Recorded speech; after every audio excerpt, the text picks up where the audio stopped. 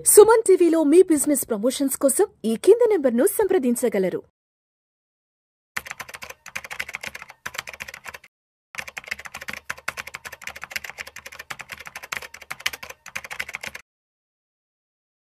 ప్రేక్షకులకి మీ రామచంద్రమూర్తి నమస్కారాలు. Stock markets ఏప్రిల్లో చాలా బాగా పుంజుకున్నాయి. ఏప్రిల్ 21 తారీఖు ఈ లాస్ట్ 1 వీక్ చూస్తే మార్కెట్స్ అనేవి ర్యాలీ బాగా వచ్చాయి.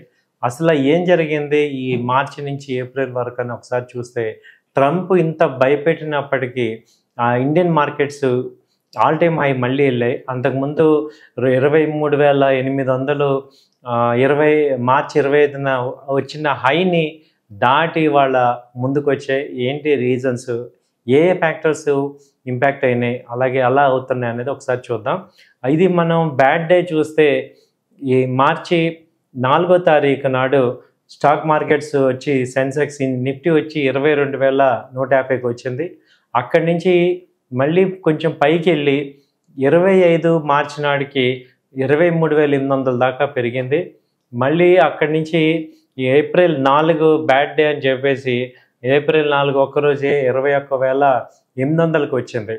అంటే ఆ వారం రోజులు యుఎస్ మార్కెట్ కానీ ఇండియన్ మార్కెట్స్ కానీ విపరీతమైన ఫాల్ అయిపోయినాయి. ట్రంప్ అయితే ఏదైతే మనకి సుంకాలు విధించారో అవన్నీ కూడా ఎప్పుడు జరుగుతాయని ఏప్రిల్ 4 డెడ్లైన్ కనుక తీసుకున్నారు. అయితే ఆయన 90 డేస్ రిలీఫ్ రావడంతో పెద్ద ఎత్తున మిగతా దేశాలన్నీ పెరిగినాయి.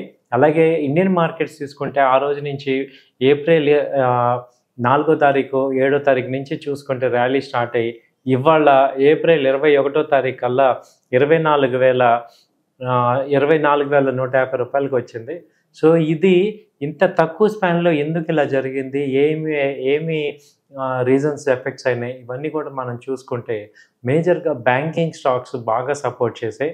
ఎందుకంటే బ్యాంకింగ్కి ఆర్బీఐ రేట్ కట్ చేయటం అనేది పెద్ద ఎత్తున పాజిటివ్గా స్పందించాయి. సో 2 సార్లు రేట్ కట్ చేయటం వల్ల ఏమైందంటే బ్యాంకింగ్లో నగదు లోన్స్ ఇవ్వటానికి వీలైంది. అలాగే హెచ్డిఎఫ్సి బ్యాంకు, బ్యాంకింగ్ దిగ్గజాలు హెచ్డిఎఫ్సి, ఐసిఐసిఐ బ్యాంకు మంచి ప్రాఫిట్స్ నమోదు చేయడంతో బ్యాంకింగ్ కూడా ఆల్ టైమ్ హైకి వచ్చింది. దాదాపు ఇది బ్యాంక్ నిఫ్టీ చూసుకుంటే అంతకుముందు 48,000 ఉన్న బ్యాంక్ నిఫ్టీ ఇవాళ 55,200కి రావటం ఇది ఆల్ టైమ్ హై రికార్డ్ లాగా వచ్చింది. సో బ్యాంకింగ్ బాగా మార్కెట్ని పైకి తీసుకెళ్ళింది. అలాగే ఫార్మా నెక్స్ట్ అనదర్ సెక్టర్ మార్కెట్కి సపోర్ట్ వచ్చింది ఏంటి అంటే ఈ యొక్క ఆటోమొబైల్ సెక్టర్ బాగా సపోర్ట్ వచ్చింది. తర్వాత ఎఫ్ఎంసీజీ కంపెనీస్ కానీ, తర్వాత ఏవియేషన్ సెక్టర్ కానీ, మెటల్స్ బాగా సపోర్ట్ అయినాయి. ఇప్పుడు ఈ ర్యాలీలో ఆఖరిగా ఏంటంటే ఐటీ సెక్టర్స్ బాగా డౌన్ అయిన ఐటీ సెక్టర్స్ ఇక్కడ మళ్ళీ పాలు ఆగిపోయి రివర్సల్ అవటం అనేది ఈ వీక్లో జరిగింది. సో ఐటీ కూడా ఇప్పుడు ఉంది కాబట్టి బ్యాంకింగ్ నిఫ్టీ 24,000 పైన కంఫర్టబుల్గా ఆగింది. సో ఇంకా నెక్స్ట్ జరగబోయేది ఏంటి అని చూస్తే మన Indian market all time high వచ్చి 26,000 లాస్ట్ టైం వచ్చింది.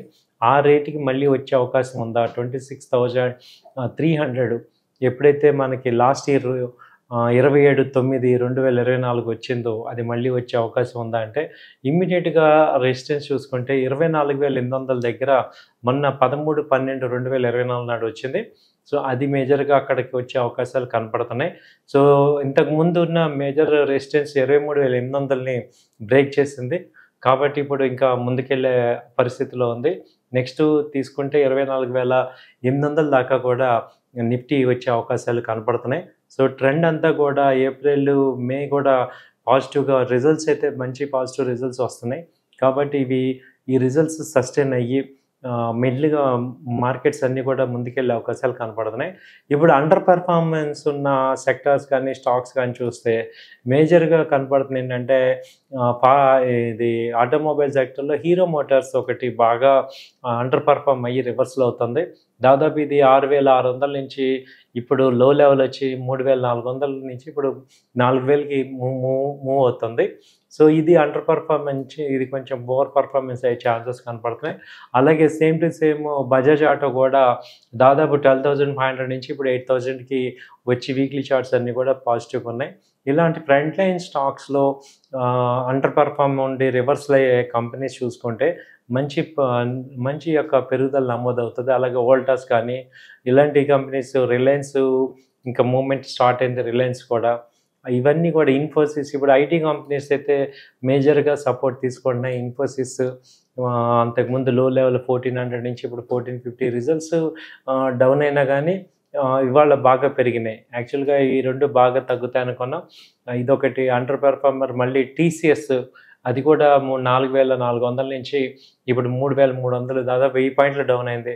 హెచ్సిఎల్ టెక్నాలజీస్ కానీ, టెక్ మహీంద్రా కానీ, ఐటీ కంపెనీస్ అన్నీ కూడా ఇప్పుడు రివర్స్ అయ్యే ఛాన్సెస్ బాగా కనిపిస్తున్నాయి.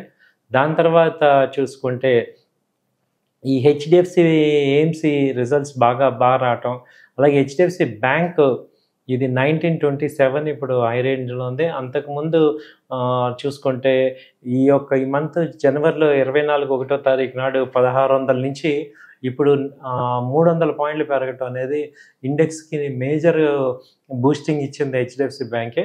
దాదాపు 1600 నుంచి ఇప్పుడు 1900కు వచ్చింది. సో అలాగే ఐసిఐసిఐ బ్యాంక్ కూడా మేజర్గా కాంట్రిబ్యూట్ చేసింది. దాదాపు ఇది 1200 నుంచి 1400 పెరగటం అనేది ఇది మేజర్గా ఇది. దాని తర్వాత యాక్సిస్ బ్యాంక్ కూడా, ఇది కూడా 31/1 నాడు 950 ఆ రేంజ్ ఉన్న ఇది దాదాపు 200 పాయింట్స్, 250 పాయింట్స్ పెరగటం. ఈ మూడు కూడా మార్కెట్ని లీడ్ చేసి, అలాగే కోటక్ బ్యాంక్ కూడా బాగా లీడ్ చేసింది. కోటక్ బ్యాంక్ 1700 నుంచి వాళ్ళ 2200 దాకా వెళ్ళింది. సో ఈ 4 బ్యాంక్స్ మేజర్గా మార్కెట్స్ బాగా వచ్చాయి. అలాగే ఫైనాన్స్ కంపెనీస్ తీసుకుంటే బజాజ్ ఫైనాన్స్ కానీ, తర్వాత శ్రీరామ్ ఫైనాన్స్, చోళమండలం ఫైనాన్స్, ఈ మూడు కూడా బాగా లీడ్ చేసినాయి మార్కెట్స్ని. సో అంటే బ్యాంకింగ్ అండ్ ఫైనాన్స్ కంపెనీస్ బాగా ఇంప్రూవ్మెంట్ అయినాయి. అలాగే ఫార్మా కూడా రికవరీ అవుతుంది. ఫార్మాలో కూడా లూపిన్ కానీ, దివీస్ కానీ, టోరెంట్ కానీ, ఇఫ్కా, మ్యాన్కైండ్, ఇవన్నీ కూడా పర్ఫార్మెన్స్ ఇప్పుడు స్టార్ట్ అవుతున్నాయి.